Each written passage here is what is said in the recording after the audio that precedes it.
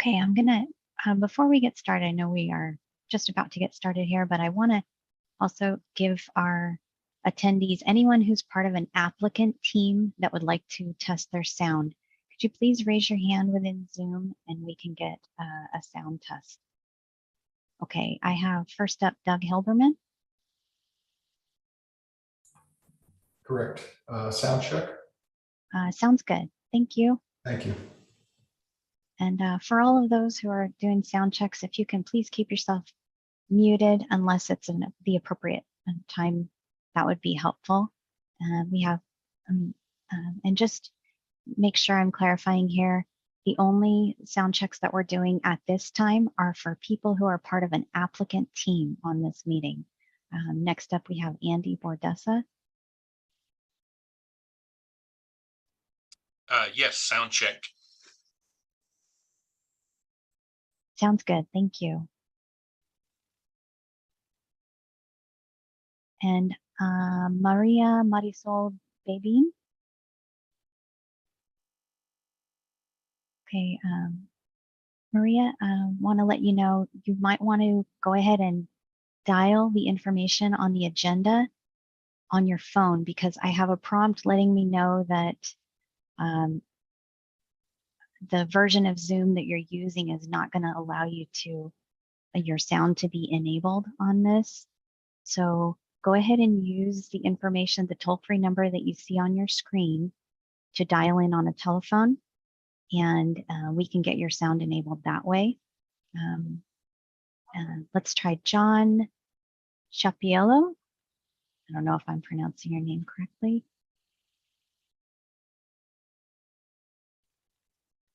Sound check for you, John.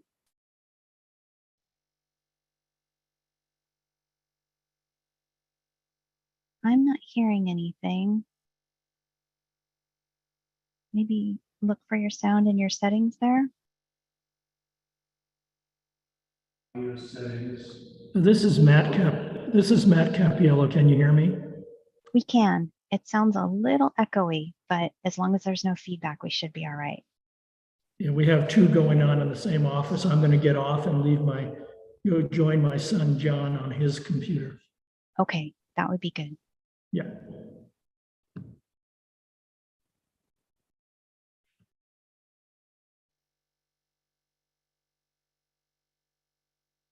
Okay, and we have a phone caller, so hopefully our attendee that was trying to check her sound.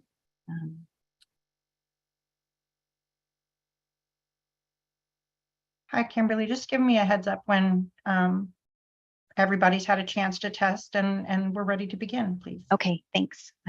Looks like just a couple more. Mike Cook. Can you hear me? Yes, we can. Thank you.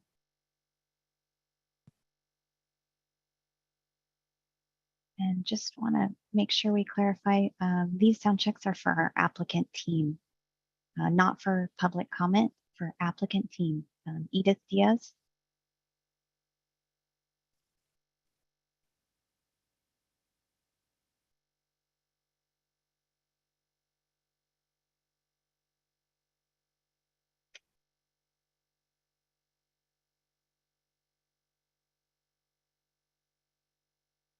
It looks like you're unmuted. You want to go ahead and give it? Oh, no, now you're muted. Edith. Can you hear me? Yes, I can hear you. Okay. Thanks.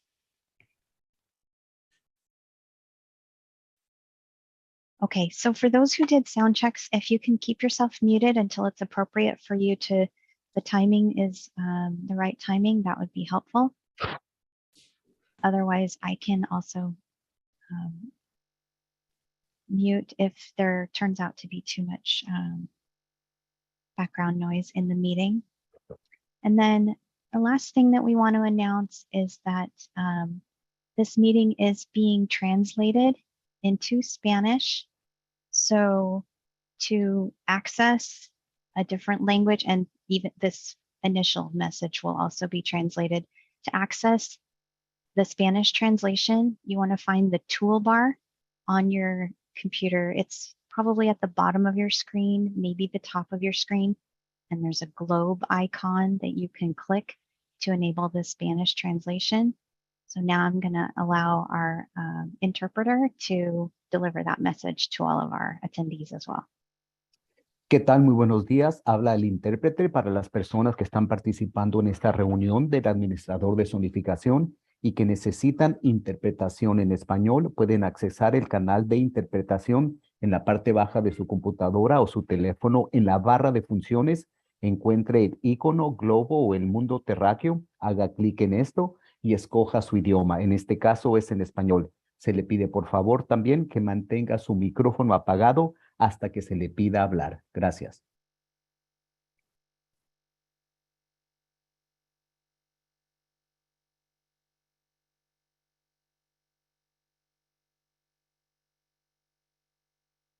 Okay, so our interpretation is functioning and zoning administrator Meads, we're ready to get started.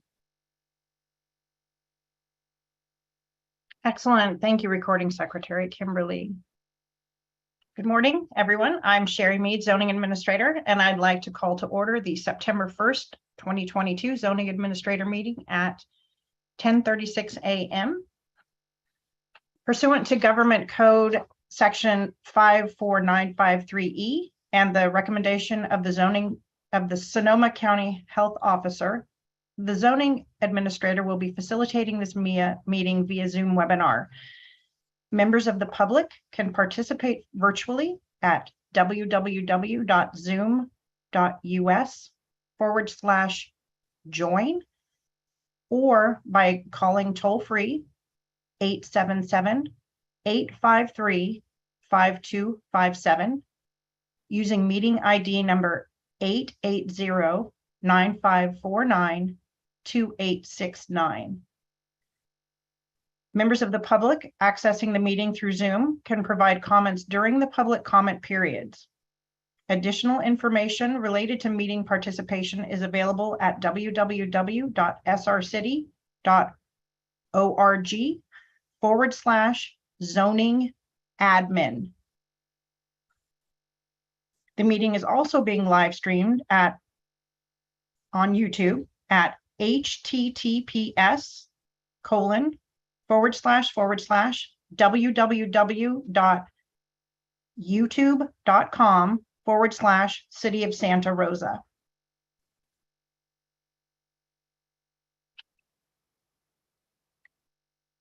We're now going to open a public comment period for non-agenda items. This is an opportunity to address matters within the purview of the zoning administrator that are not on today's agenda. Public comment will also be accepted after each of the regularly scheduled items. So this period is for anyone who has something within the zoning administrator's purview that is not on today's agenda. Each speaker will be given 3 minutes to speak, and Recording Secretary Hopwood will provide instructions now on how to make a comment. Thank you, Zoning Administrator Meads. I'm looking at our list of attendees, and I want to be very clear for everyone that this is for non-agenda public comment. This is for public comment for items that are not listed on the agenda. If you have a public comment for an item that is on the agenda for today, there will be a different time for that public comment.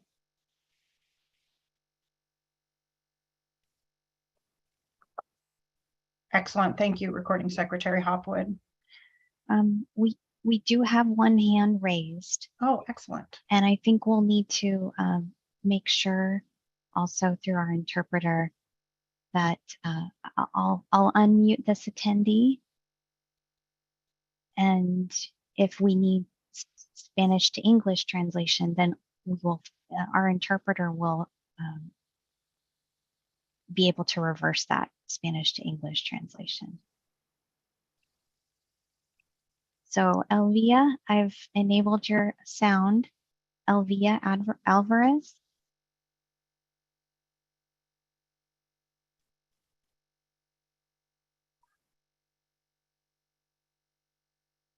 If your public comment is for something on the agenda, please lower your hand.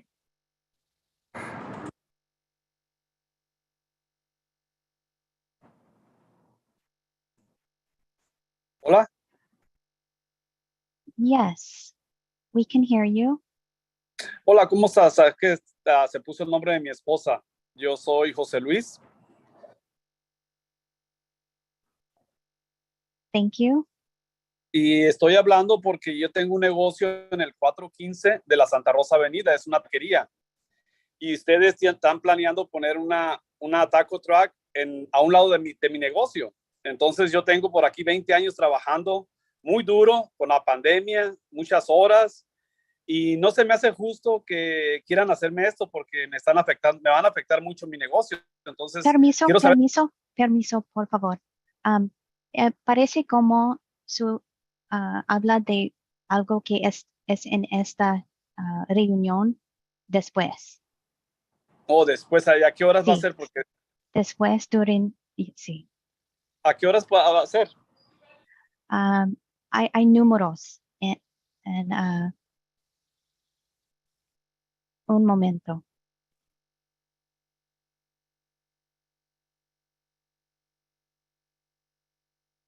O sea, yo pensé que era específicamente para eso.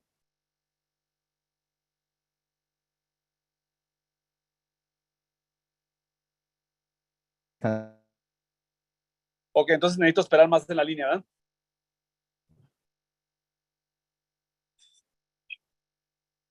Gilberto, I wonder if you mentioned that you could flip back and forth, but I've flipped the Spanish translation, I believe, on the channels from Spanish back to English.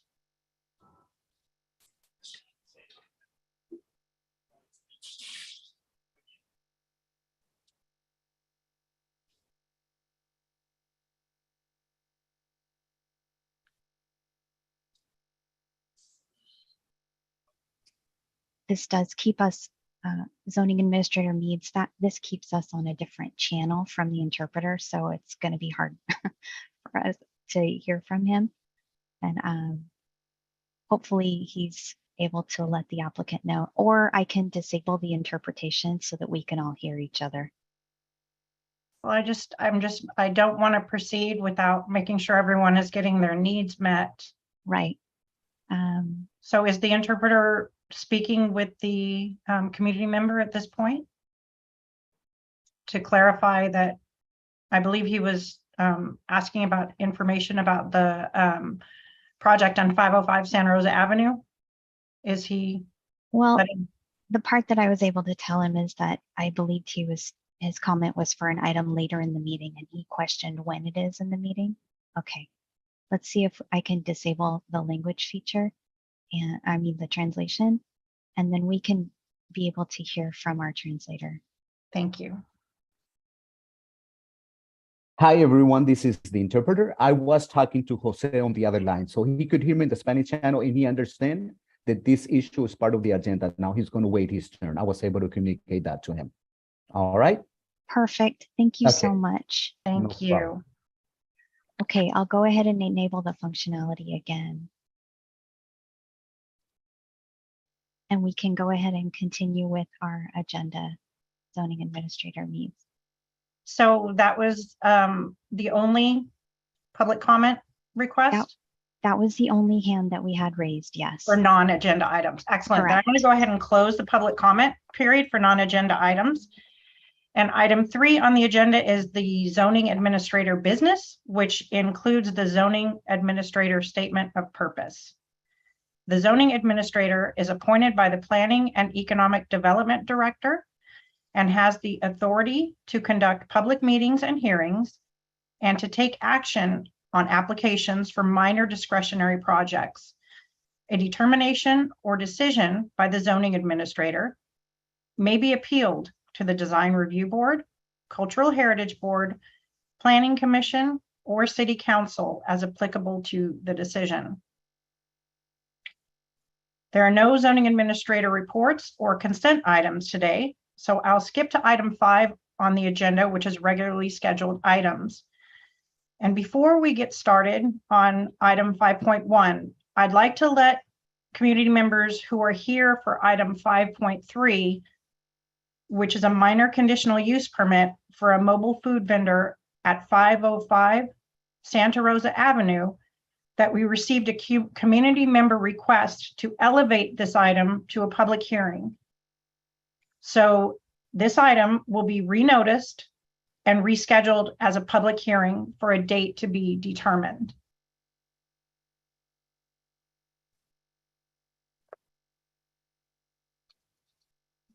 Our first regularly scheduled item is a minor hillside development permit for a detached garage. The project file is HDP 19-019, and the presenting planner is Senior Planner Monet Shikali. Thank you, Monet. Thank you and good morning. The project, let me start sharing my screen before I start. Just a second. Sorry, Monet. Sure, I sure. need to. Oh, there you go. Okay. Good to go. Yes. Okay, so, the first public hearing of the day and the only public hearing actually, it's a minor hillside development permit for the property located at 2808 Canyon Side Drive. But before I start my presentation, I'm just going to give you a brief history of this project. This project was submitted in 2019, and the applicant and the property owner had designed an ADU with a garage, that the garage had 3 doors or 4 doors. It was a big garage, and the neighbor requested, let me get back a little bit. The project was scheduled in 2020 for a ZA meeting, but neighbors requested public hearing for the project. At that time, neighbors in the subdivision found out that there is a ARC review committee that have to review the project before the property owner move forward with the project. So the project before you, after 2 years almost, being reviewed by the ARC review committee for the subdivision, and the applicant has submitted the revised project. So the reason that took project 2 or 3 years to go before a ZA, because the review committee for the subdivision had to review the proposal, and the applicant had revised project a few times. So I'm going to show you the proposed project. So the proposal is for a 1,388 square foot garage and 1,118 square foot accessory dwelling unit. Just to let you know that the ADUs are exempt from any planning entitlement, and the project before you, it's a hillside permit for the proposed garage, not the ADU. Here is where the project is located. The zone for this parcel is RR40, which stands for rural residential, and the general plan land use is very low density residential. And here is a closer view of the parcel. The yellow square at the left side, the right side, is where the proposed garage and ADU will be located. Currently, there's a playground there, and it's a pretty flat area. And here is a topo map that also shows location of the proposed structure. And as you can see, majority of the site is where the proposed structure is located is flat, is less than 10%. Some corners and the driveway will be placed on area that's sloped more than 10%. This is the upside down site plan, but the site plan shows the proposed garage with the ADU and the extension of the driveway, which would provide access to the garage. So the applicant is converting the existing garage for the dwelling unit, which is on the first floor, to a game room, and they are adding this new garage for the existing dwelling unit. And here is a view from the street. The X mark on the left side is where the ADU and the garage will be placed. Here is a proposal with 2-door garage. The previous one, as I mentioned, I think it was 4-door garage, and the design review committee said that the proposal does not meet with the CCNRs for that subdivision, and the applicant had to revise the proposed project. So this is the final proposed project with 2-door garage and the ADU. And since the notices were sent out and the on-site sign was posted, I have not received any comments or concerns from the neighbors about this proposed project. And the project has been reviewed in compliance with the California Environmental Quality Act and qualifies for a Class 3 exemption, in that the project consists of the construction of an accessory structure. And with that, the Planning and Economic Development Department recommends that the zoning administrator by resolution approve a minor hillside development permit for the property located at 2808 Canyon Drive. The applicant is also available if you have any questions, and I'm also available for any questions. And that was my presentation. Thank you.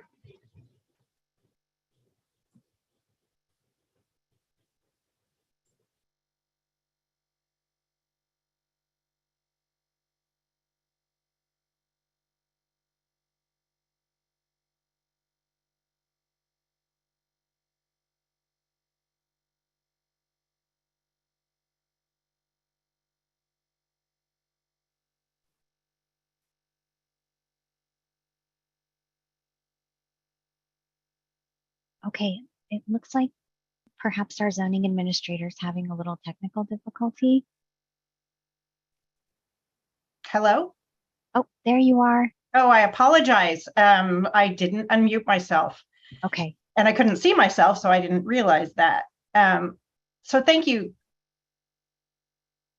Thank you, Senior Planner Shikali. I would like to, I don't have any questions for you or the applicant, but as a public, I would like to open the public hearing and open public comment for this item. So if anyone has any questions, comments, concerns, now would be the time to share them and we can address them. So Recording Secretary Hopwood, would you be able to explain to folks how to raise their hand again and make a comment if they would like?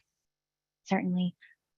We have a couple of options for making public comment. One of them is to find the raised hand feature on the toolbar of your computer if you're logged in on a computer. The other is if you have called in on a phone and you would like to make a public comment for this item, press *9. That will let me see that your hand is raised in the meeting and I'll be able to get your sound enabled. So either the raised hand or *9. And first we have Richard Von Felt. I'm going to send you a prompt, Richard.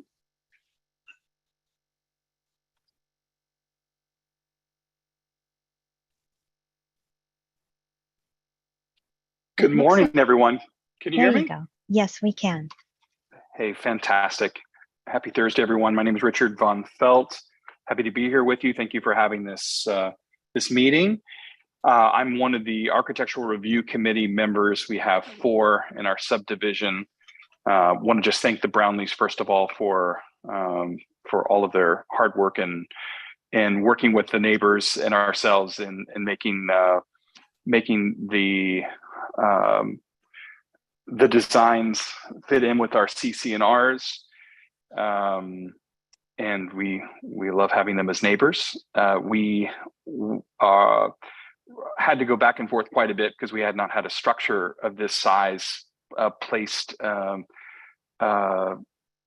any of the properties in many years. And so to those neighbors who are right next to the ADU, which is both a garage as well as an ADU of a fairly large size, was creating alarm. But of course, it's in the rights of our wonderful neighbors to do this, and we want to support them in having their dream.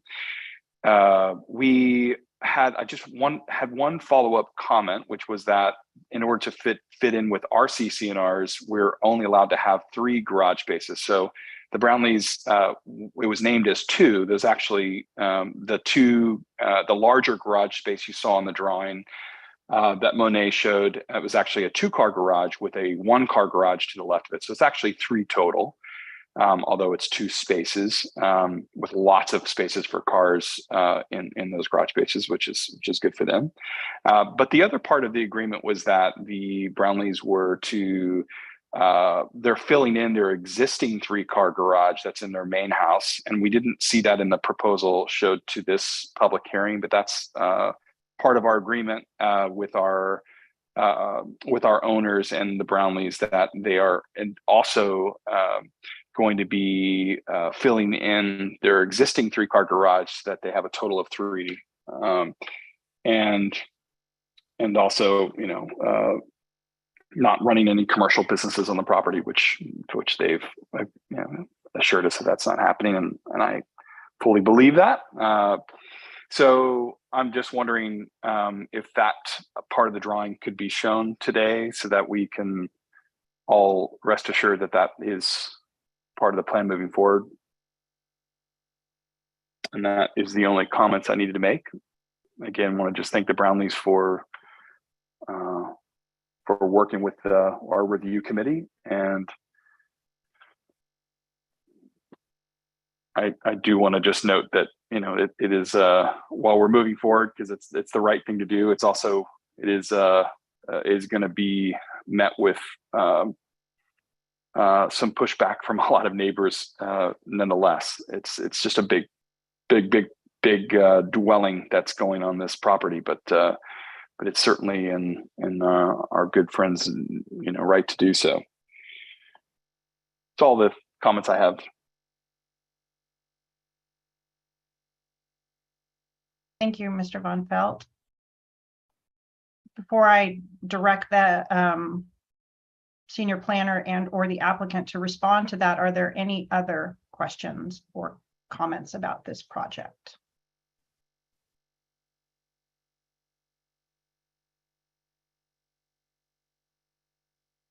I don't see any additional hands. Zoning Administrator Means.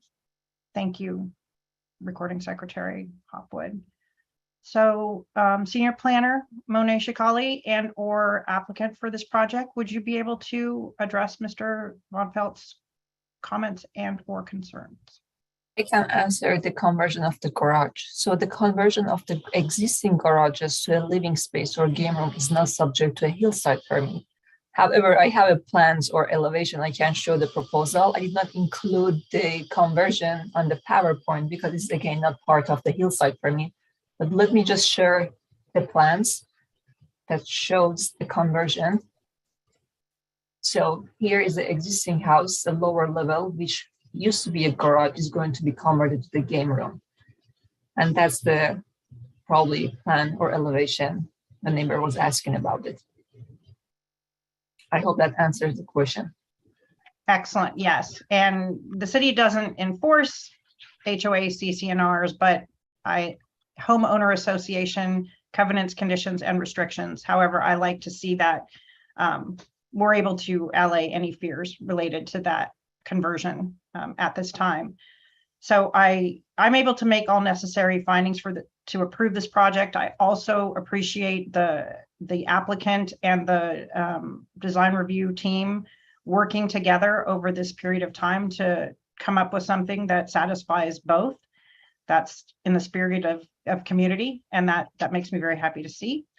The siting of the proposed garage takes advantage of an area on the parcel which is already flat for the most part, as you pointed out in your excellent presentation. So that makes this much easier to approve. And the areas that are greater than 25% or more slope, they don't interrupt the view of a skyline from any major public viewpoint. I also appreciate that no trees will be removed for this project. So I will be approving this project. Please note this action is final unless an appeal is filed with the city clerk's office within 10 calendar days of today's decision, which would be Monday, September 12th, 2022. So I'm going to close the public hearing for that item.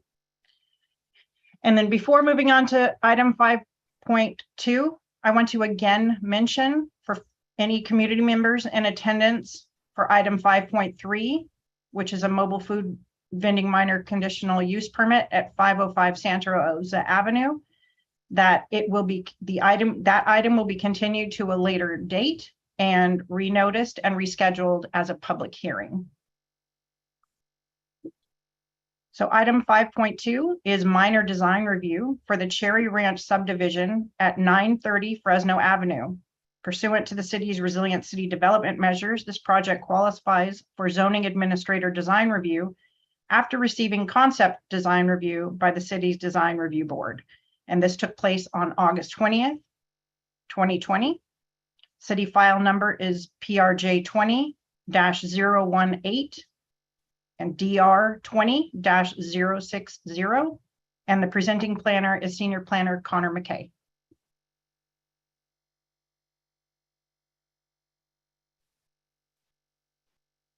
Good morning, everybody. Thanks for the introduction. This is Connor McKay, planner with the Planning Division. Let me share my screen and initiate the staff presentation. All right, so yes, as mentioned, this is a request for minor design review for the Cherry Ranch subdivision located at 930 Fresno Avenue. So the project proposes to construct 67 single-family dwellings, that is 62 single-family attached as duplexes, and 5 single-family detached dwellings in a small lot subdivision located at 930 Fresno Avenue. The project is located in the southwest quadrant of the city of Santa Rosa, near the intersections of Sebastopol Road and Fresno Avenue. The zoning district is R16 for single-family residential development, and the general plan land use designation is medium low density residential. A bit of project history. So a pre-application neighborhood meeting was held on July 31st, 2019. And at that time, the project proposed 83 residential units spread across single-family detached and multifamily apartments. The project then received concept design review by the Design Review Board on August 20th, 2020. This project proposal was reduced from the previously proposed 83 residential units to 67 residential units, and these units are proposed to be spread across single-family detached and single-family attached units.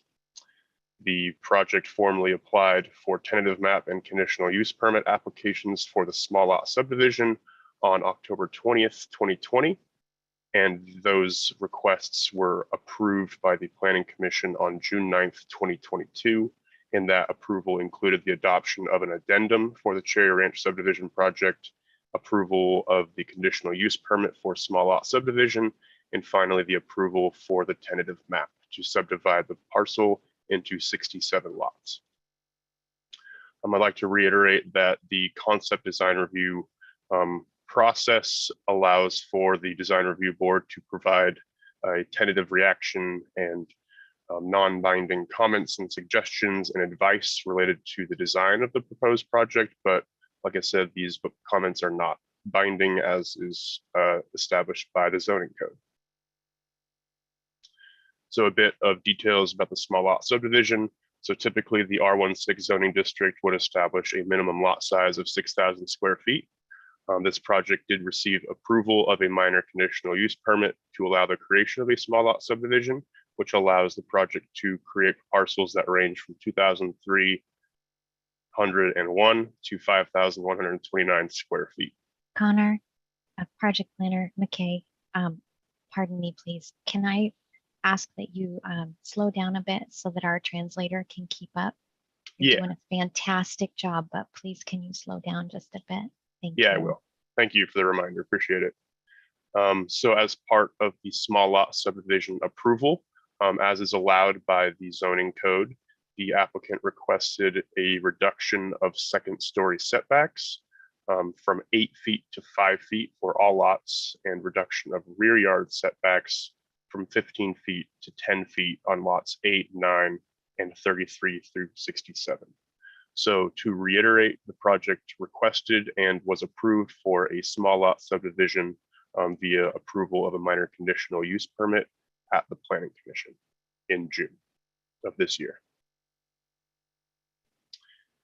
Here we have the approved tentative map that shows the lot configuration and the internal circulation network for the project, as well as access points to the project via Fresno Avenue. I will now flip through the designs, the elevations of each of the unit types, and I will defer responses to specific questions about the design to the applicant team and their architect.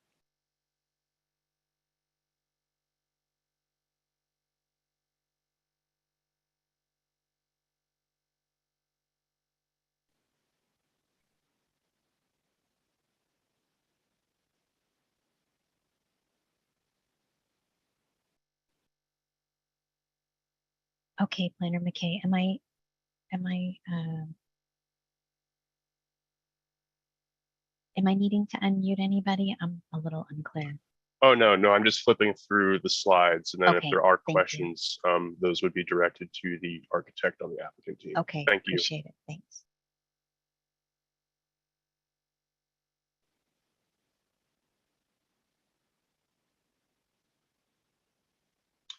And then as far as the California Environmental Quality Act, or CEQA, so in April of 1994, the City Council certified the Southwest Santa Rosa Area Plan Master Environmental Impact Report to analyze the impact of implementing the Southwest Santa Rosa Area Plan. The subsequent EIR for this area plan analyzed the environmental impacts of a 39-unit residential development to be located at the project site in May of 2006. So for the purposes of the Cherry Ranch subdivision project, which proposes 67 residential units, the Planning Commission adopted an addendum to this subsequent environmental impact report to analyze the environmental impacts of this project in compliance with the California Environmental Quality Act guidelines section 15164, which concludes that with the incorporation of mitigation measures found in the mitigation monitoring and reporting program associated with the subsequent environmental impact report, the project would not cause new significant environmental impacts or substantial increases in the severity of significant effects beyond those previously identified.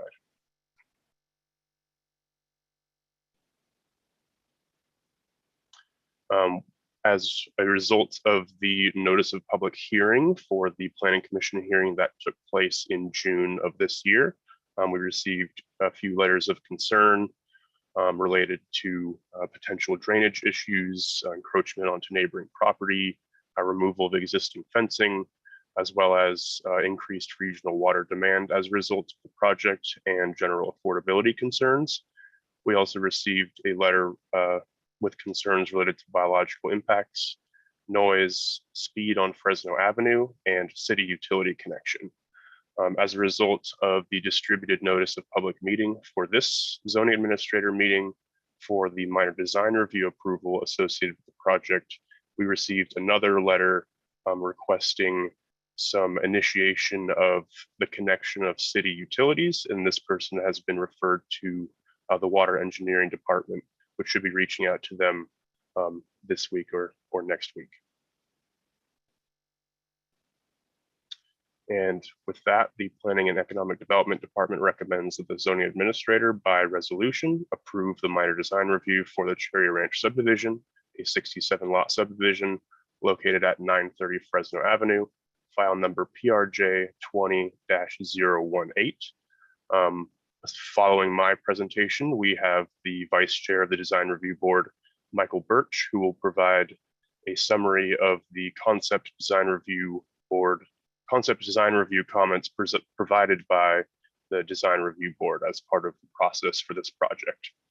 And then following that summary, we'll have the applicant discuss their considerations of those suggestions. And city staff is available for any questions at this point. If there are any, I will defer project design related questions to the applicant team for response. Thank you, Senior Planner McKay. Can we go back to the slide that had the public comments? Are these anything that you would address, or would you prefer the applicant team address them? These were all addressed in the Planning Commission meeting, the Planning Commission hearing, and I believe the questions related to drainage and encroachment and fencing have all been resolved. And then I spoke to the water demand and affordability and other environmental concerns in that hearing as well. And then as far as the city utility connection, that is an interest from a resident to connect to city water, but is not directly related to this project. But I'm hoping that we can initiate that process alongside the improvements made to Fresno Avenue to avoid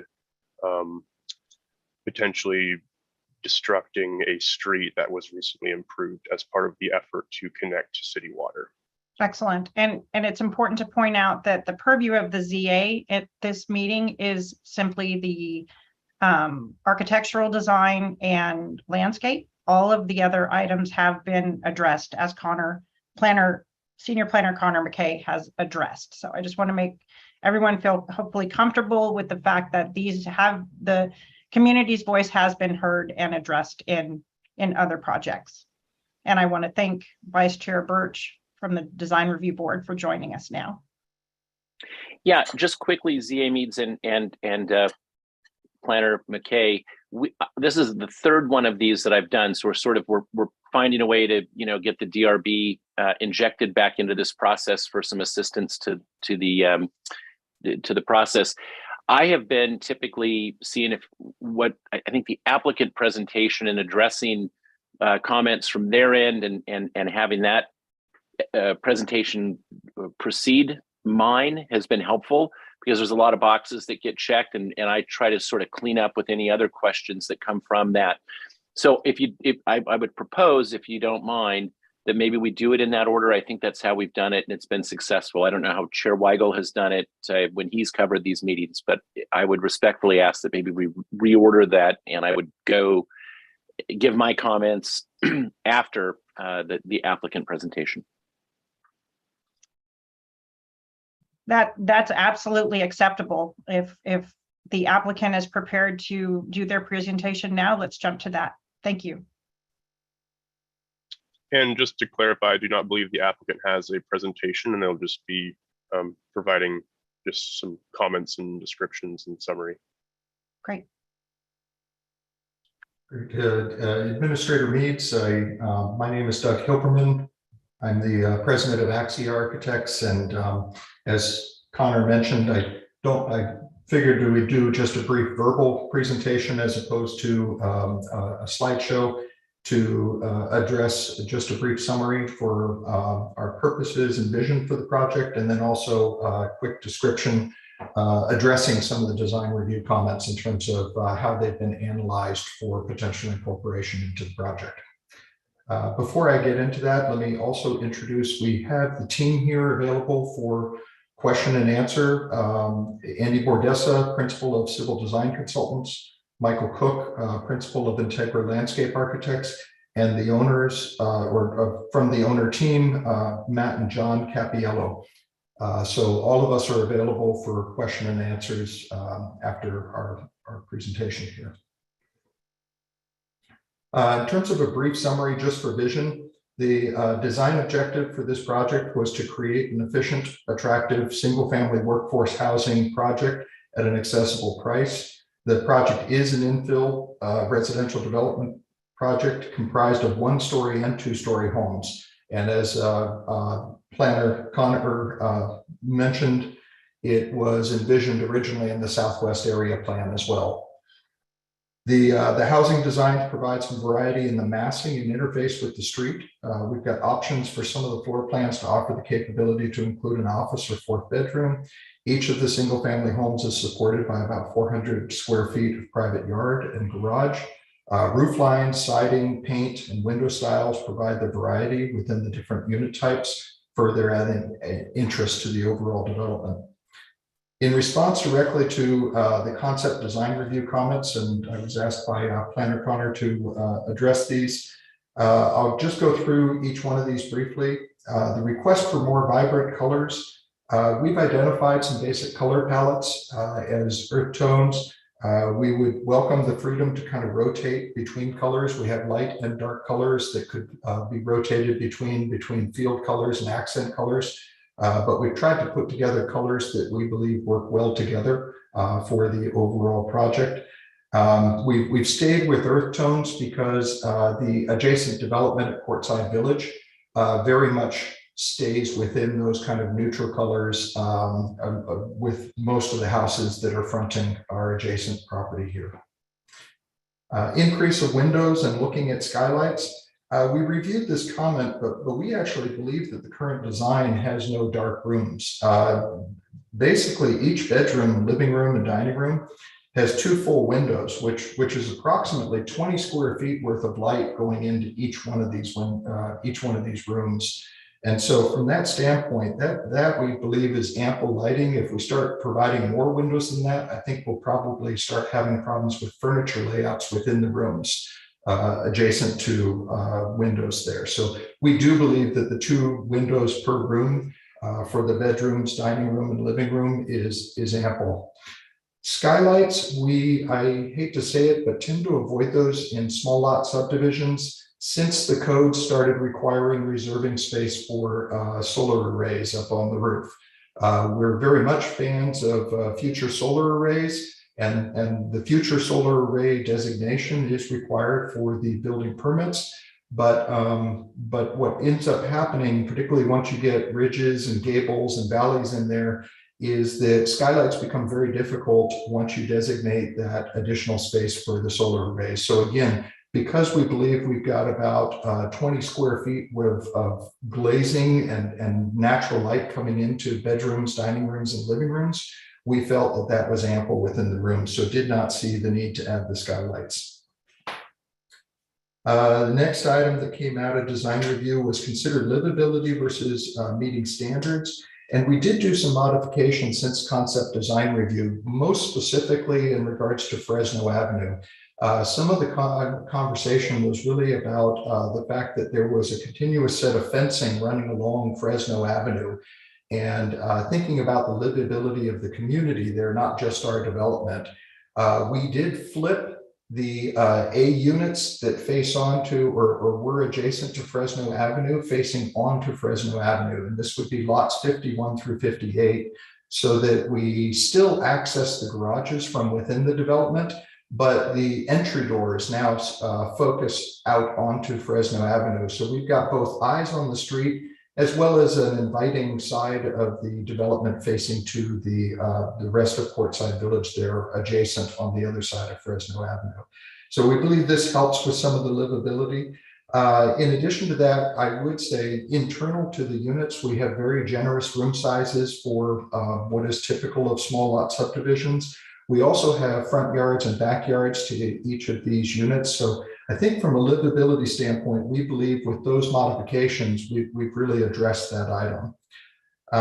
The next item that came out of the concept design review, consider adding windows to the garage doors.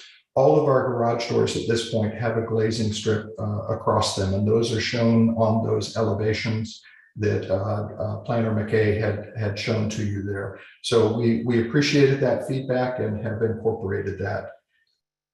Then make fences more interesting and add variation and fenestration to the front elevation.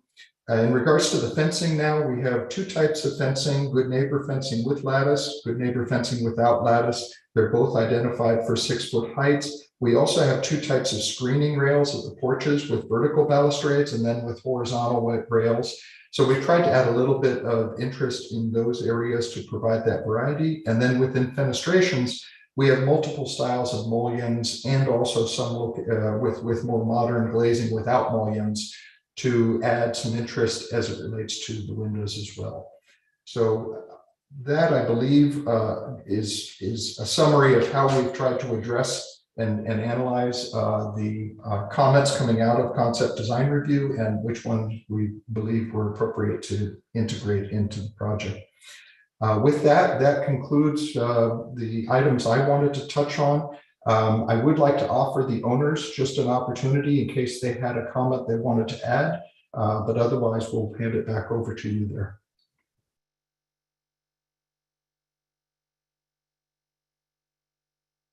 That sounds great. Thank you, Mr. Hilberman. Do the owners have they raised their hand or given an indication so that recording secretary Kimberly would be able to allow them to speak? If they would like, they do not have to. Okay, it looks like we have a raised hand from John Capiello. And I just want to remind all of our participants in the meeting today that since the meeting is being translated, we would really, as a courtesy to our translator, appreciate it if everyone could speak just much slowly than we normally speak. That would make it much nicer. We appreciate that. Okay, Mr. Capiello.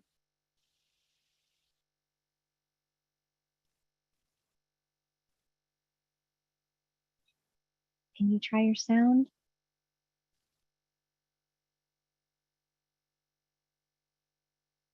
It doesn't look like you're unmuted. Go ahead and try to unmute it in your settings.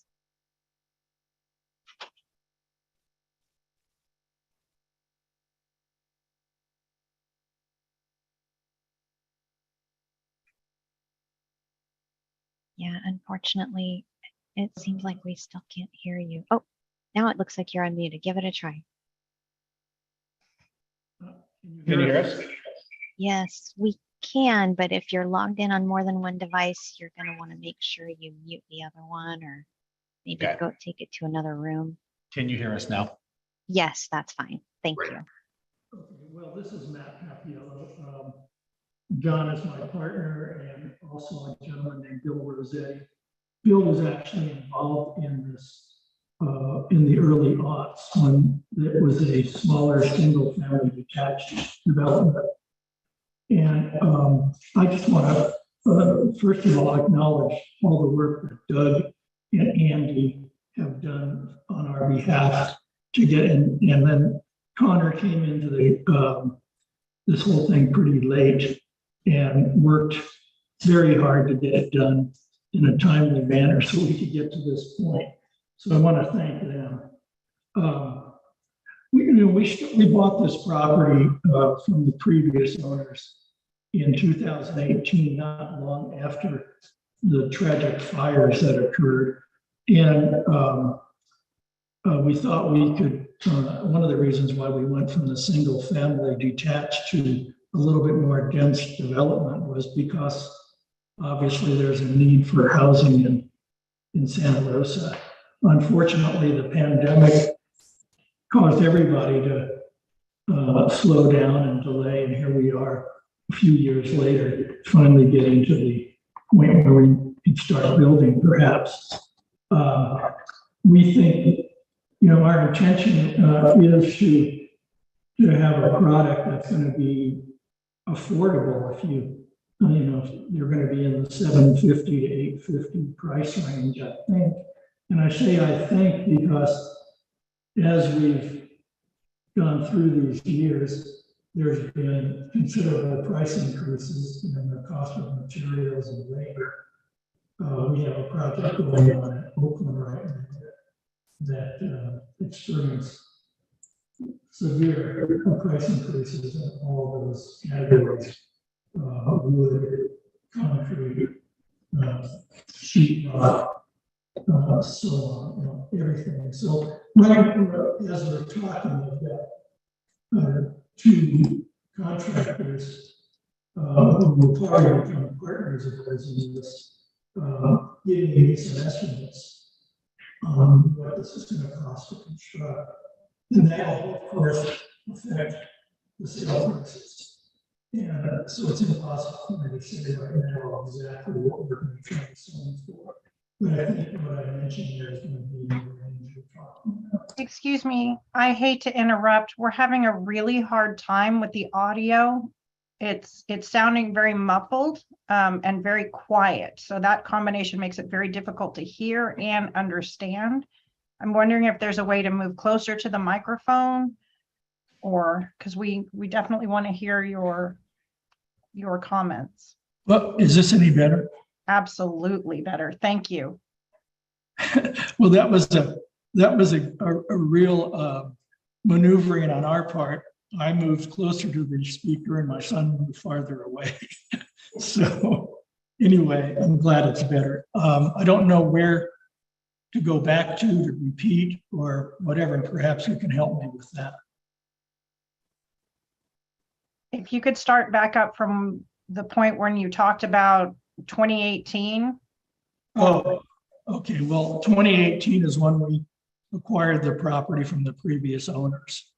And obviously that was right after the fires that had occurred in the eastern part of, actually in the central part of Santa Rosa.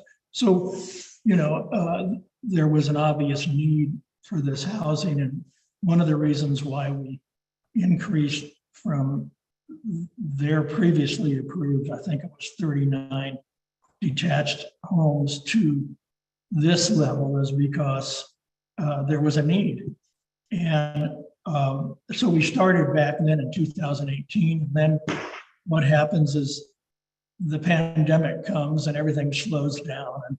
And here we are today. And we're, as I said, very thankful to Doug, Connor, and Andy for their perseverance on our behalf. Also going along with this, our applications to the Regional Water Board have been reviewed and they've publicly noticed for certification.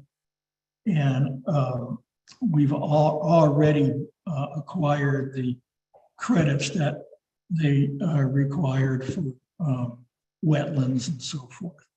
So the only other thing I can add is that we are currently gathering estimates of our cost. I mean, we've had a good idea all along, but in the last couple of years, there's been at least a 30% increase in the cost of materials and labor. And we're trying to factor that into our budgets, of course, and that's going to help us determine what the ultimate sale prices will be. But our tendency is to keep them very reasonable and be in that category. I don't know what else to say. That's really all I have in terms of background. Maybe you have questions for me directly. No, I appreciate the background and history on the site and what it's taken to get to this point. So I do appreciate that. Does John, Mr. Cappiello, have anything to say? Now he needs to move closer to the microphone, please. No, thank you. I do not have more to add right now. Perfect. Thank you. Well, now we will turn it over to Vice Chair of the Design Review Board, Mr. Birch. Great. Thanks all. Thanks, Doug, for the great rundown on the updates. And I'll compliment the ownership team and the design team for the project that is here. I think it was well received at the design review concept hearing, and the improvements that have been made have really, improved something that was off to a great start. I'll make a couple of quick comments. It's a project in an area that we need. I appreciate that it's a little denser than single family homes. These are the kind of projects that need to get approved and get going. So hope to see this being constructed soon. The couple of comments that I do have, the color palettes look great. Color's really subjective. I think your selections are super.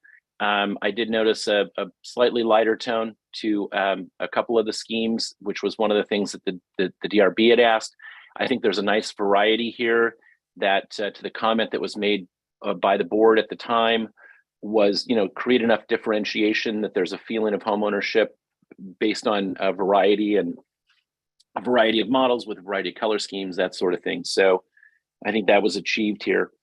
I think the windows are fine. I understand not adding skylights. I think that this is not I'm not sure. I don't know where the comment was made. I didn't watch the full video, but this is not a project that is looking, under windowed from an elevation perspective and taking a look at the room plans. It's nice and open. So I thought that one of the best responses and changes that you made was definitely turning units 51 and 58 out to Fresno. I think that's going to create a fantastic impression of the project as a whole. I think it breaks down the perception of sort of walled subdivisions, even just to have that piece turned out. And so I think that's an excellent response to that comment. Responding to the garage doors is great. I know the design review board has been getting letters from the public regarding, approving projects with less parking in tandem garages because the garages are all full of stuff. So I'm sensitive to, and I think the board is sensitive to making sure that there's some enforceability of HOA requirements for parking in the garage rather than having things in the garage. So I think that not only is it attractive, I think it's also very, very functional towards something that we really need to think about as we're dedicating less space to parking and more space to living and more area in projects to living space. So I think overall, this is an excellent response to the design review comments. And from the design review side, I'd be very supportive of the approval of the project based on what has been submitted here by the applicant. Excellent. Thank you so much, Vice Chair Birch. And I want to echo your sentiments. I especially appreciate flipping those units to have the front be a welcoming environment on Fresno Avenue. I did have a question about this Unit B. Color is subjective. Are these placed in such a way that it's not going to be a long line of very dark units? I feel like Unit B2 is a little bit darker than the others, especially with the trim. I just would appreciate a little bit of clarity and reassurance that they'll be broken up enough to where this won't the slightly darker tone to this unit won't become a visual unpleasantness in the development itself. I do have a question about one of the things. I noticed you did switch out a couple of trees, and I'm wondering if that was in response to the concerns about having certain tree species in the water retention areas or the drainage swale. So if somebody could answer that question, I would greatly appreciate it. And I do want to say that this is a completely appropriate location. It was designed to be a residential spot way back in the Southwest area plan. So it's a good use of that space. It's approved for that use, and it's a very attractive project. I just wanted to ask those couple of questions, but I will be approving this project. So just a little clarity, please. Thank you, ZA Meads. In response to the question on the colors, what we'd love to do, if possible, is ask for just the freedom to rotate between the colors on these palettes. We may use some of the lighter colors, the whites or off-whites, perhaps as the field color, rotating between these colors as a way to provide the variety you're talking about. And then I'll let our landscape architect, Michael Cook, respond to the question about the trees. Hi, good morning. It's Mike Cook with Integra. We're the landscape architects on the project. And the question regarding the trees, can you clarify the question when you think the trees did change? I don't recall the trees actually changing.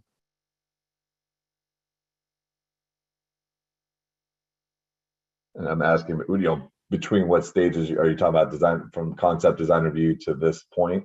Correct. The original plans, I believe the landscape showed ginkgo biloba, and now it's switched to Chinese pistache, I believe. And there was one other switch that happened. And I just was wondering if that was addressing, there were some concerns expressed at the concept meeting about the selection of trees that would be placed in those areas. And I was trying to give you kudos for having made those changes, if that's why they were made. If they were just aesthetic, that's fine too. I love the selection of trees.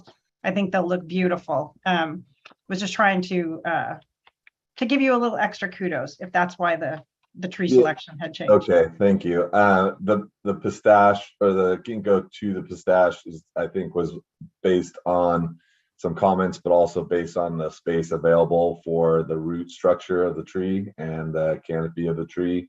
The pistache is a much smaller stature tree, but still provides the same color spring and fall.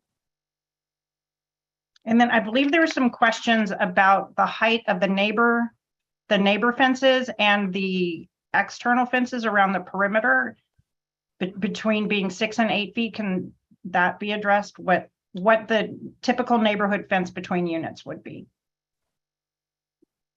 So the fencing itself is 6 feet tall on the property between this project and the one to the east. And the actual fencing type is the good neighbor fence with 2-foot lattice. So you have a 4-foot solid. I'm sorry, not true. The actual fencing is it's 6 feet tall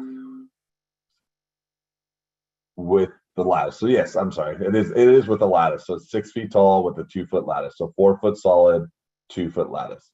Excellent. Thank you so much. I appreciate all of that clarification. And I do want to open this item up for public comment. So I'm going to open up the public comment period. Kimberly, if you could let people know how to participate in public comment, that would be great. Thank you. Okay, a note to our attendees, this is the time. First, a zoning administrator means, can you hear me okay? I feel like I hit a sound setting on my headphones. You sound loud and clear, recording secretary. Okay. Thank you. Thank you. I just wanted to make sure. Let our attendees know you can find the raise hand feature on the toolbar of Zoom, or if you're calling in, press *9 on your phone to make a public comment, and that will show me the raised hand within Zoom. And I'm gonna ask Project Planner McKay to take the screen share down, because I'm gonna share a timer for our public comment. And I do see at least one hand raised, so let me get the timer up. And then I'll be able to back over here.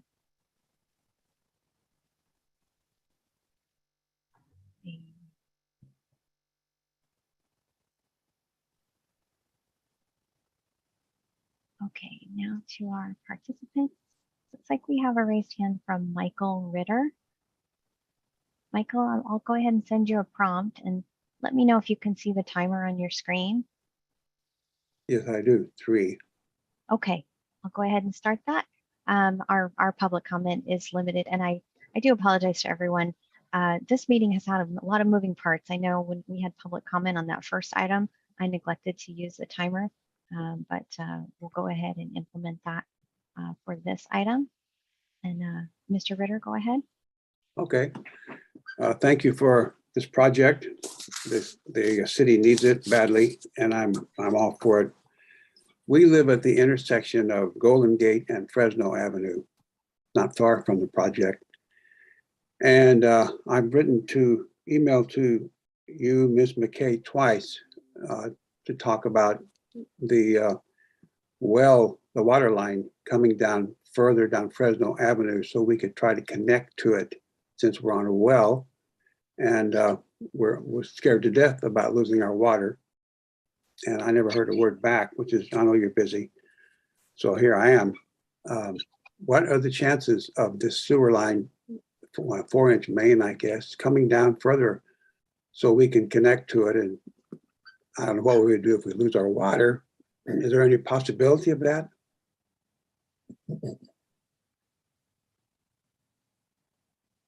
That's a question for Ms. McKay, I believe.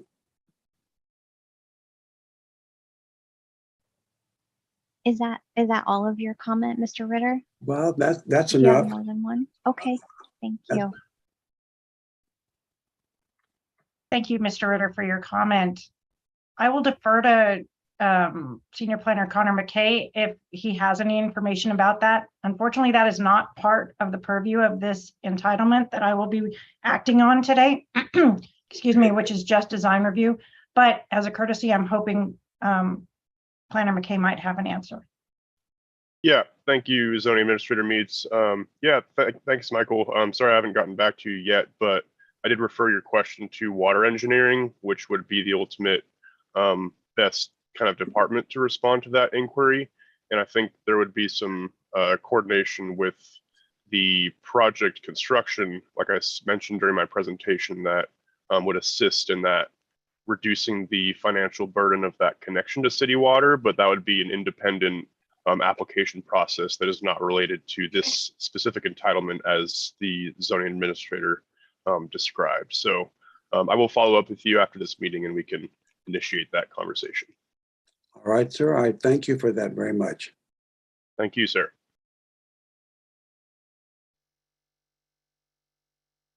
So if anybody else has a public comment, please feel free to raise your hand.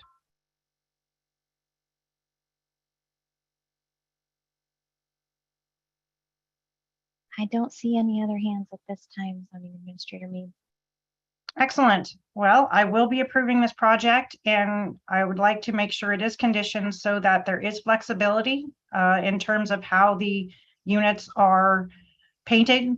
So Connor, if you could work on that and add something to the resolution, I will be happy to sign the amended resolution allowing that freedom for the project. Thank you so much, Senior Planner McKay, Vice Chair Birch, and the applicant team. Look forward to seeing this one built. And also zoning administrator Mead, I just would like to take a moment to disable the interpretation so that everybody can hear the same thing in the meeting, and then offer the instructions for the translation one more time, just to make sure that all of our attendees are able to tune into the meeting in the language that they're most comfortable with before we move along in the agenda, if that's okay. Excellent. Thank you so much, Recording Secretary Hopwood. Okay, so for our translator, I'm going to go ahead and disable that translation. We'll make that announcement in both English and Spanish. Vamos a hacer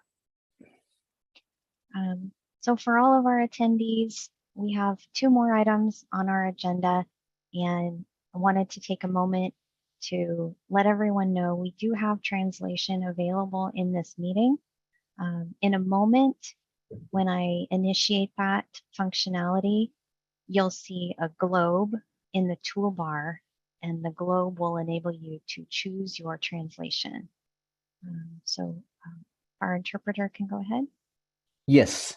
Habla el intérprete. Para las personas que están en esta reunión, tenemos 2 temas más de interés que vienen, y para las personas que necesitan interpretación en español, pueden accesar el canal de interpretación en la parte baja de su computadora.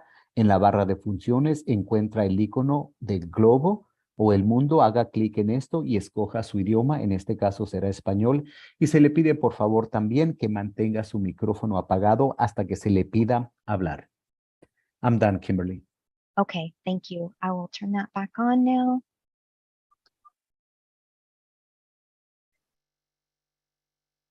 Okay, we should be ready, zoning administrator Mead.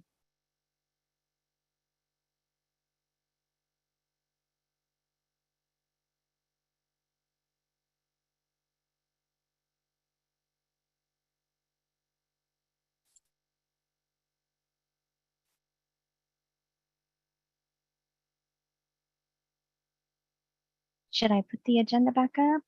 That would be fabulous. Thank you so much, Zoning Administrator Hopwood.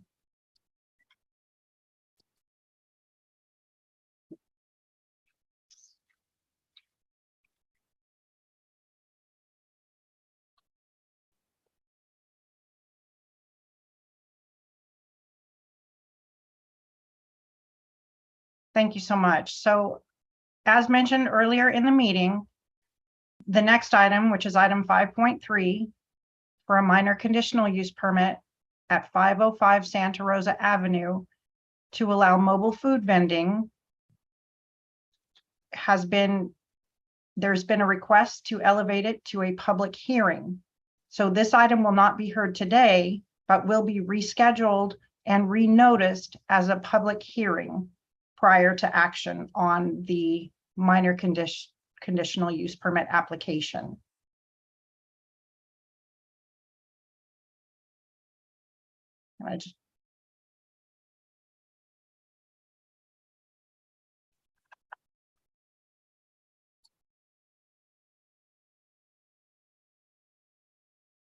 I would like to know if there have been any questions of our interpreter that we would need to address at this point.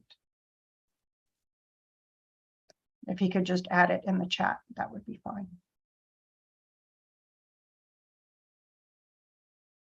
Or raise his hand if there is anything that we need to address besides providing that information that this item has been continued and will be renoticed and rescheduled as a public hearing item. So we do have a couple of raised hands, and from what I understand, we can have that, we can reverse the translation, basically. So let me go ahead and I have to stop my screen share, but let me go ahead and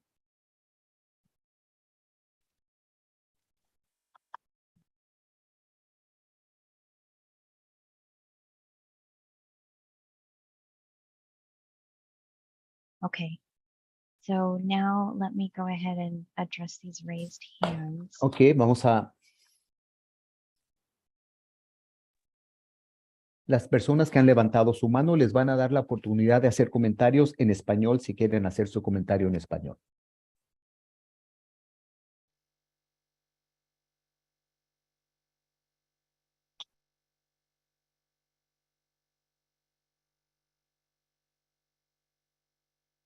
I have Elvia Alvarez.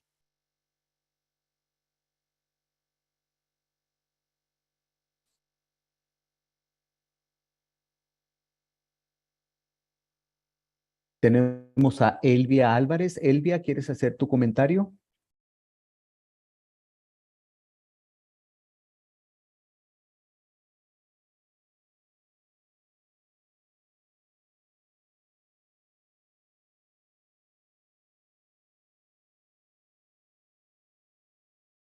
Okay, we're not hearing Elvia, and a note to our interpreter. We think Elvia may be an applicant for the next item, item 5.4. Elvia, no te podemos escuchar. ¿Tú eres una de las solicitantes para el próximo tema a discutir el 5.4? ¿O quieres hablar sobre el 5.3?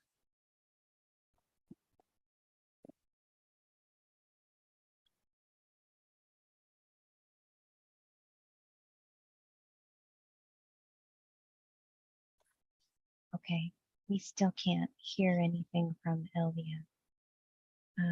You know what? Let me, if it's okay with our interpreter, I'm going to go ahead and disable the channel system for this portion so that maybe that'll make it a little easier for us all. And That's fine with me. let's make Okay. sure she understands, community member Alvarez understands how to unmute. Yeah, let's see here.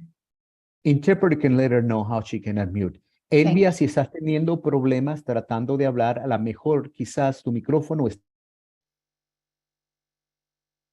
vas a ver una cámara y vas a ver algo que parece un micrófono. Prende el micrófono. Si tiene una línea roja a través de eso, quiere decir que el micrófono está apagado. Hazle clic al micrófono y eso va a eliminar la línea roja y significa que tu micrófono está prendido, si es lo que si tienes problemas con esto.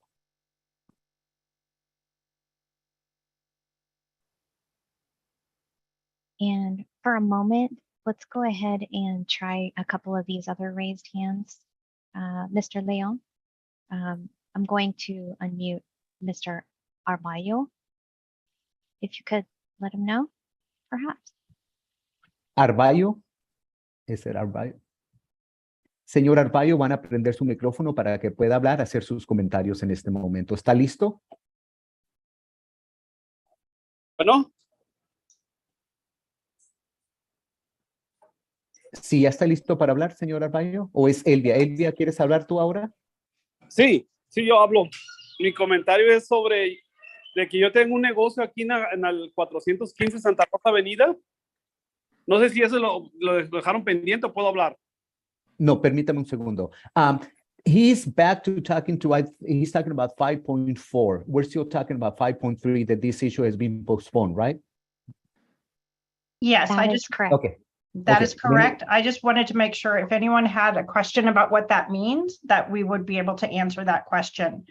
But if not, let's go ahead and move on to our last item of the day, which is item 5.4, a minor conditional use permit to allow a mobile food vendor to operate at 1124 Sebastopol Road. And so just a moment, please, zoning administrator Meets, because I had disabled the translation that allows our translator to basically translate okay a little easier. Let me go ahead and get that enabled once again. Secretary Kimberly, before you move on to the other side, I just wanted to clarify that the guy who's speaking, Elvia is the wife. So when we call Elvia, but I think that's what he said at the beginning when he first wanted to make a comment. So Elvia that's the name of his wife. He's using her computer, but his name is Jose. So. Okay. All right. Okay. Thank you for clarifying that, No problem. Mr. Leon. We appreciate it. Okay, I'm going to go ahead and get those channels started back up again, okay? Ok, vamos a empezar la interpretación en español otra vez. Bien. Ok, mi nombre es José Luis Arballo. Mi esposa y yo y mi hermano tenemos un negocio en el 415 Santa Rosa Avenida. Es un restaurante mexicano. Sorry, I went ahead and muted that.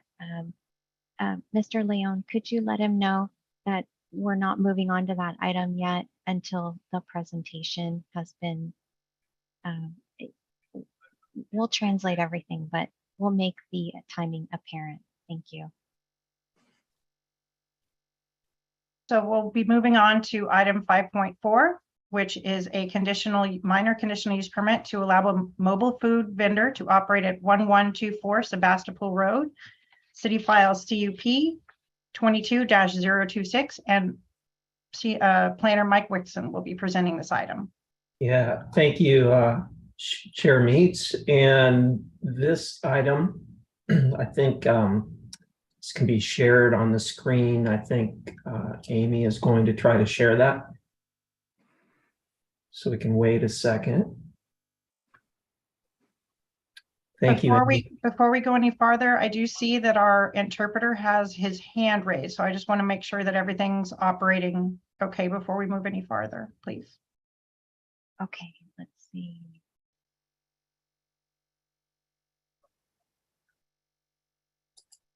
It looks like he just lowered his hand. So I think okay. we're okay. I was going to say the only way I'll be able to hear him is if I disable the channels again. Yeah, he lowered his hand. So okay, we can proceed. Sorry for the interruption. Okay. So my name is Mike Wixon, and I am a contract planner with the city, and I'll be presenting this item. This is a mobile food vendor application for a conditional use permit. The location of the project is 1124 Sebastopol Road. And the project is actually for a mobile food truck vendor at this location. The next slide, please. So this slide is just showing the location of the project, and you can see the red arrow indicating the actual project site along Sebastopol Road at the intersection of McMinn Avenue. The site is located in a general commercial zone, and the land use for the project site is retail, medium density residential. So the project is consistent with both the zoning and the general plan land use. The proposed project, again, is a mobile food truck, and it is proposing to operate daily from 5 p.m. to 11 p.m. There's no outdoor eating proposed or dining proposed. There will be a few seats provided for the project, but those seats will be only for customers waiting to have their order prepared. And then, of course, those seats will be, as with any other minor item provided with the mobile food truck, such as like a waste container, those items will be removed every night as the food truck leaves the site. The zoning in the area is to the south. It's an R16 zone. And then to the southeast on Emerald Court and a little bit even further east than that, it's a PD 96002. It's East Roseland area, I believe. And anyway, the zoning is for single family residential uses as well. To the east, the zoning is more general commercial uses, as well to the west and to the north. Basically, Sebastopol Road is a commercial corridor. And then as you turn off Sebastopol Road and head back into the south on McMinn, it becomes residential. The next slide, please. So this slide you can see is just an aerial image of both the site and the area at large. And again, the existing zoning to the north is for general commercial. The actual uses to the north right now are a deli and a Mexican restaurant. The actual land uses to the east right now are a gas station, and then to the southeast is a single-family residence, and then further behind it are also single-family residences. The land use to the south is a single-family residence, and further south are also single-family residences. And then to the west is a small little strip center with some general commercial uses that you would typically find in a strip center. So if you can go to the next, one thing I wanted to point out is that there were some comments received regarding this project location in relation to the El Motote food court. The El Motote food court is further to the east or to the right on this aerial image. So it's actually located just off of this aerial image to the right. It's more than 1,000 feet away from this project site. So next slide, please. And again, the proposal is for one new mobile food vendor truck. It's the El Milagro taco truck. The hours of operation are proposed from 5 p.m. to 11 p.m. daily. There is a recommended condition to avoid an overlap between the uses so that the parking is made available to both uses when they are open individually. So the brake and tire operation normally closes daily at 5 p.m.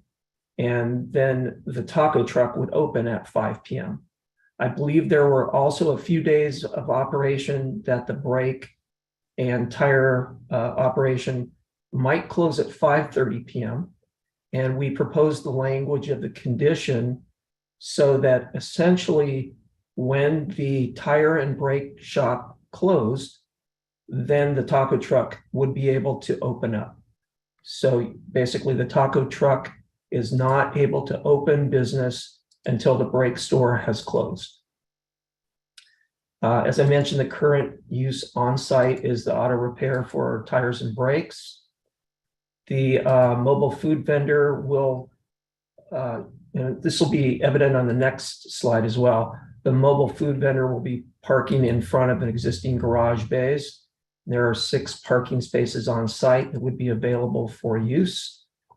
And then there will also be a bathroom inside the auto repair building for employees only. So if you can go to the next slide, please. And so this is an aerial image showing where the food truck will be located on site. And then also inside where the restroom is located for the employees. And again, there won't be any dining on site, and therefore the restroom only need be available to the employees. If you look here to the right as well, you can see that where this, the entry is on McMinn Avenue, that there's also the gas station to the east. And I point that out because we had received an email of concern pointing out a few potential issues that were of concern to a neighbor, which I'll speak to a little bit later, but I just wanted to point that out for now. If you go to the next slide, please. So this slide is looking from a street view at where the taco truck will be parked in front of the Triple S sign. And you can see the garage bays there while the auto repair business is in use. Those would be closed. No brake, tire repair would be operating when the truck is brought on site. And that is where the truck would locate. And you can see some of the parking to the right. I also want to point out that you can see both the sidewalk in front there and the curb return. And also you're looking at a light post dead center the green light post that you'll see also in the next slide as well. If you go to the next slide, please.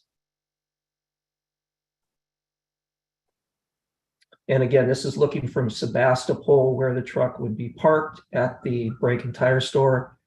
I included this because you can see a few different things here. First is the curb cut and entry from Sebastopol Road. The second is that you have two light posts right there at the corner that are they're a double-headed light standard. And so not only does it provide lighting to the street, but it also provides lighting to the site. And there are two of those right at the corner of the site. So there appears to be adequate lighting provided for this project. And then lastly, you can see now a little bit to the left where the entrance is to the gas station along McMinn Road. So if you can go to the next slide, please. We've recommended conditions of approval to be sure that the truck will be parked in the front of those bays, that the truck will not inhibit traffic or circulation, not only of the surrounding site, but also on site. And that the mobile food vendor customers cannot park on the neighboring properties, and that it will comply with all fire department codes, and then also comply with any state and local standards as well. And that includes health department operations. And again, hours of operation would not conflict with the auto repair business. So the one thing I wanted to point out again is that we did receive an email expressing some concern from a Miss Karen Sue Jenkins, who lives on Sunset. And I believe I got that right. It's a street further south, and she lives in the residential area down there. And she expressed concerns about traffic and safety on street, with concerns about parking off-site. And then also that she had indicated that there might be existing queuing occurring intermittently during the peak hour of traffic for the gas station that's to the east. And in her email, she was pointing out that there might be a queue of cars lining up to get into the gas station from time to time. And then if you were to add this use to this corner, it might create additional concerns. We forwarded this on to engineering, this concern, and we haven't heard anything that there was an issue here at all. And so at this point, we're not aware of any issue at this location for traffic circulation or pedestrian concerns.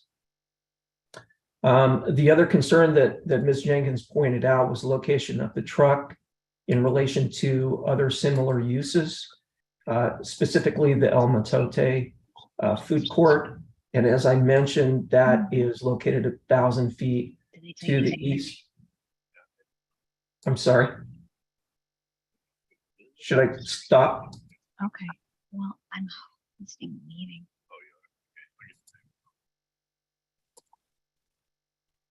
Kimberly, our recording secretary Hopwood, we're hearing a little bit of background communication. Does Planner Wixon need to stop his presentation to have things?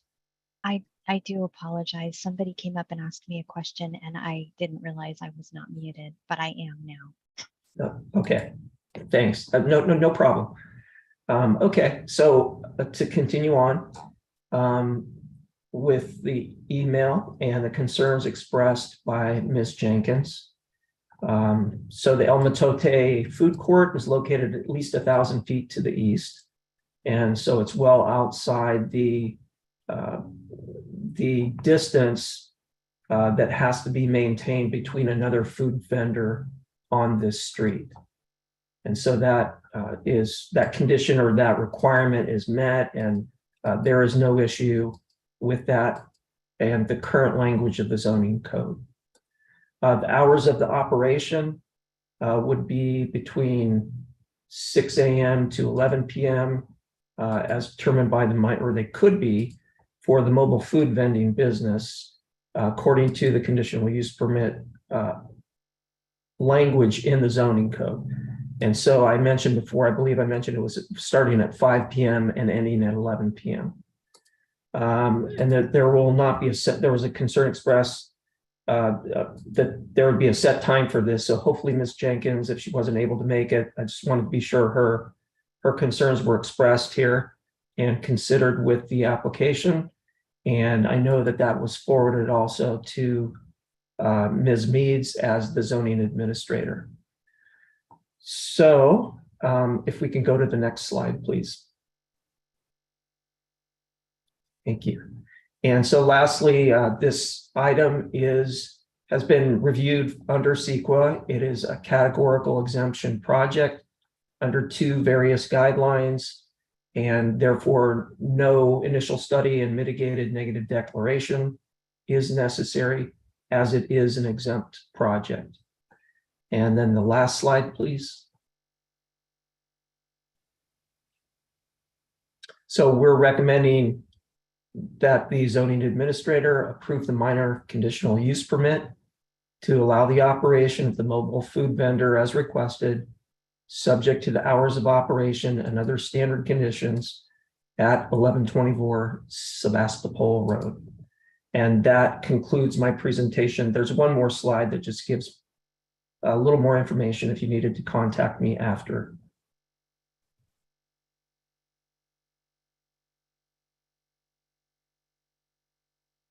Great, thank you for that presentation. And thank you, Amy, for presenting that too. Yes. Thank you for that presentation, Planner Wixon. I do have a couple of questions about this project. You note in your presentation that there are 6 available parking spaces, and I just want to make sure in the slide that you were showing, one of those vehicles is actually somewhat on the sidewalk, and I want to make sure that the 6 does not include that particular spot. If we could go back to the site plan, or actually the photograph is better, the photograph of the current use. So once that's shared, let me see if I can share my screen.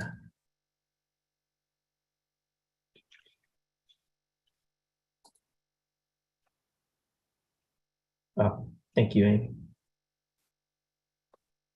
And if you can, yeah. That's wrong presentation. I apologize. I have a few up here. Give me just a second. Sure.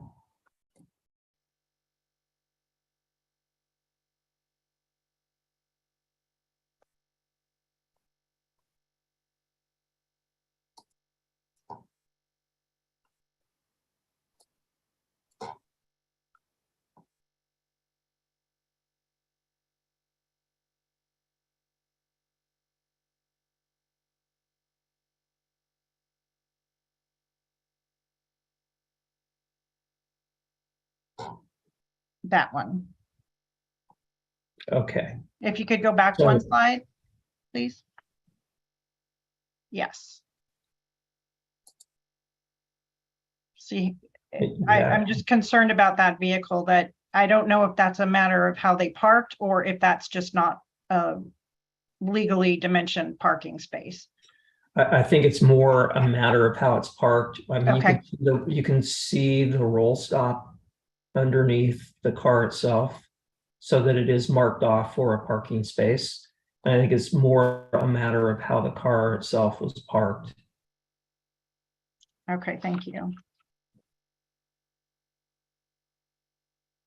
And I do have a question about how the mobile food operator will be addressing on-site, the opportunity for on-site garbage, waste, and compost. I'll be adding a condition to, meet state requirements, but I just want to make sure that the operator has thought of that and has a plan.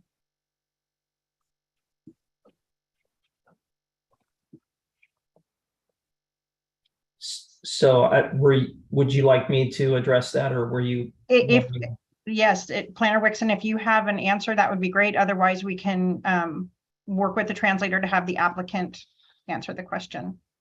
Yeah, let's If we can ask the applicant to answer that question, that would be great.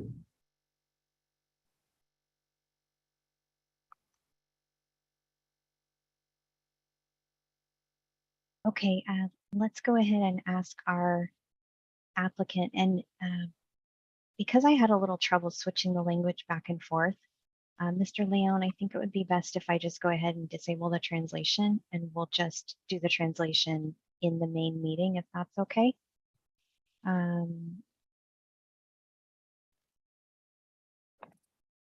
Vamos a, okay. Yes, Kimberly. Yeah, I was telling you with my digital hand that it was okay. So we're back. I'm back on the main channel. Okay, thank you. We just wanted to go ahead and ask this question of the applicant. So if the applicant could raise their hand, then we can get the sound. Kimberly, do we have a name on the applicant? So like, is it Juan Arballo? No, that's not Juan Arballo. It's Edith Daniel. Diaz has Daniel? Edith Diaz. Yeah, Oh, but it may be somebody else representing Daniel. okay. Miss Diaz has her hand raised.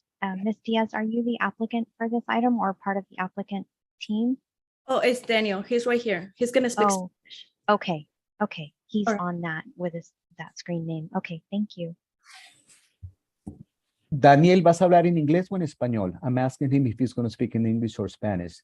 En español. Ok, permíteme un segundo. Entonces, Daniel, la pregunta es, ¿cómo vas a lidiar tú con la basura, los reciclables y el abono que vas a crear en esa zona? ¿Tienes un plan ya para lidiar con esto? I just asked him, how are you going to deal with the garbage, recyclables, and compostables in the area? Do you have a plan for that? Pues vamos a tener contenedores para separar todo. We are going to have containers to, so we can separate all the garbage. Okay, well, can you pass along that those will have to be covered containers and they'll have to be removed each day? Daniel, estos contenedores tienen que tener tapas, tienen que estar asegurados de que tienen tapas, y tienen que ser limpiados o removidos todos los días al final de la noche. ¿Entiendes esto? Sí. Yes, I understand that.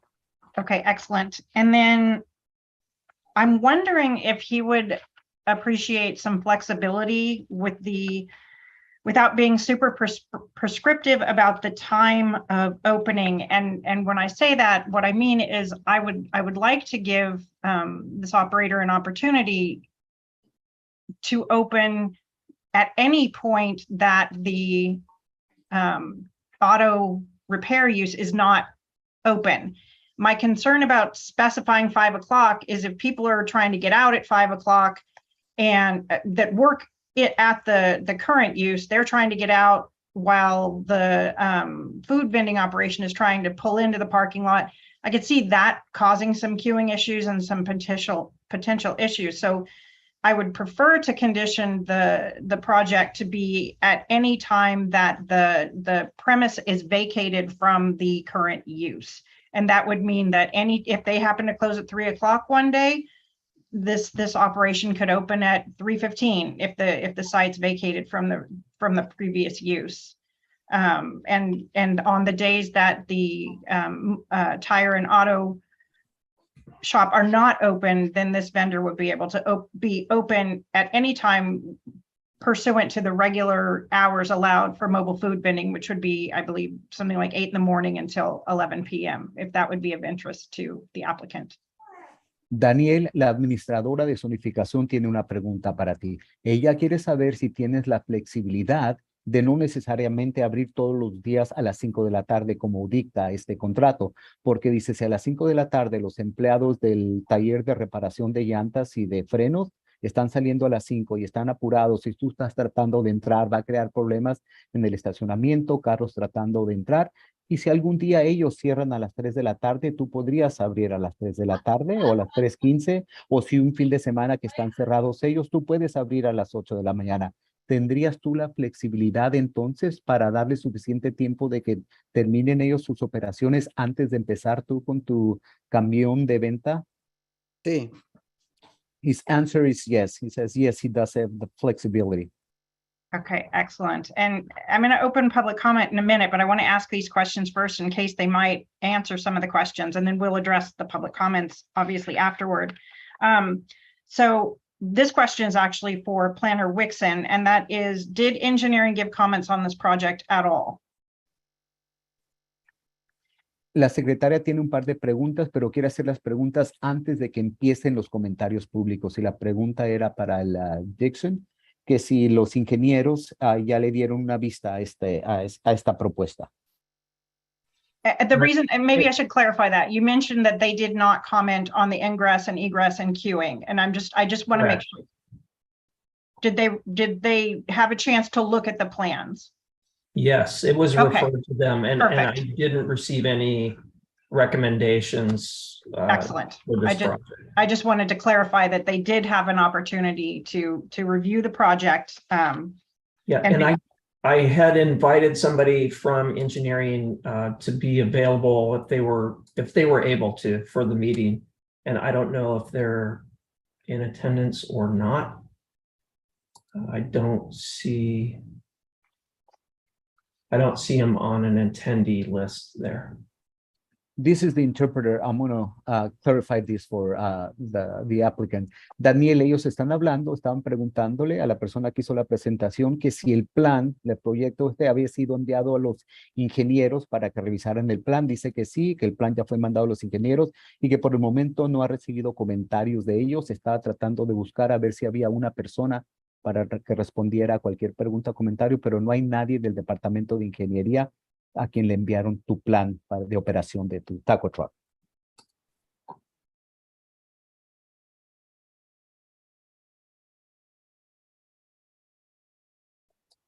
Okay, and then I also wanted to just discuss the outdoor lighting. And I will be adding a condition that the project has to comply with the outside lighting ordinance, which does have standards regarding adequate lighting at the site, just to make sure that everybody can see, cars coming and going. And it could very well be that the existing light is adequate. That could very well be. So enough of me. Let's open this up. I don't know if the hand raise needs to, if it's part of the public comment or if it was an answer to a question, because I'm ready to open public comment if people have something they would like to say. Okay, thank you, Zoning Administrator Meads. Before I reinitiate the language channel, I want to give our interpreter a chance to translate the last condition that you mentioned about the lighting. Let's go ahead and give him a moment to do that, and then I'll reinitiate the channels. El intérprete está hablando. Antes de empezar la función de interpretación, queríamos clarificar nomás el último comentario, la última pregunta que hizo la directora de zonificación. Está hablando sobre la luz exterior en este local. La persona que opere, lo que esté operando un negocio en esta zona, tiene que cumplir con todos los reglamentos de que hay suficiente luz en el exterior antes de poder operar cualquier negocio en esta zona a altas horas de la noche cuando está oscuro. Thank you, Mr. Leon. I'm going ahead and reinitiating the channels, okay? Vamos a empezar la interpretación ya. Okay, and I believe the hand we had raised is the one from the applicant. So let me go ahead and lower that one so we don't confuse it. And we'll go ahead and give the rest of our attendees an opportunity for public comment on this item. Go ahead and use the raised hand feature on your toolbar, or if you're calling in on a telephone, press *9, and we will be able to recognize you and enable your sound.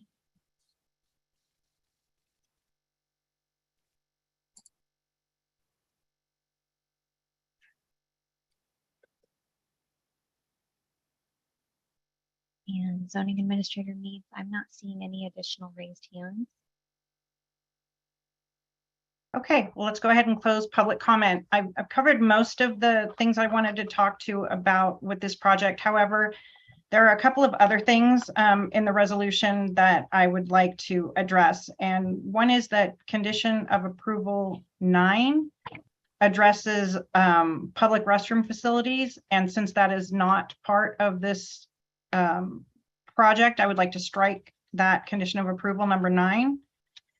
And when you were making these other changes that we've talked about already, condition of approval number 13, we need to strike the language that refers to shall maintain the minimum required on-site parking spaces for the principal uses on the property during operating hours, because they will not be open during the operating hours of the auto repair business. So the intent of that language was to ensure that the parking that was there was made available to the taco truck. So I probably didn't use the best language for that. So if you wanted to, I could try to modify that to hit the intent of making sure that that parking is made available for the taco truck. I would like to clarify with the applicant if that is an agreement he has with the current use, because we can't mandate what the current use is doing at this time. We can only condition the mobile food vending operation. So, zoning Y es administrator el needs acuerdo que tenemos. Cuando ellos cierren, trabajo yo. to, oh, I think the applicant can hear us, maybe not on the channel. Let me go ahead and disable that so that we can just get our interpreter in the main meeting again.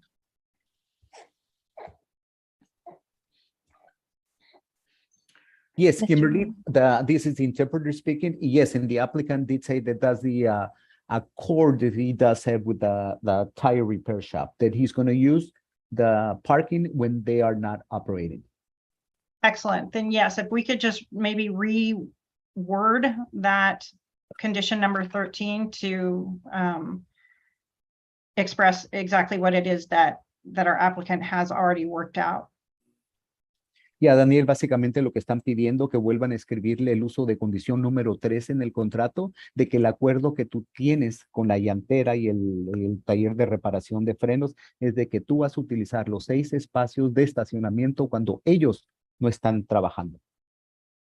And I do have another question of the applicant. There's a condition of approval here that talks about outdoor music being permitted consistent with the normally acceptable decibel levels from our general plan. And I'm wondering if the applicants, due to the proximity to residential uses, would be willing for me to strike that. I would prefer to strike that and just say that no outdoor music is permitted, period.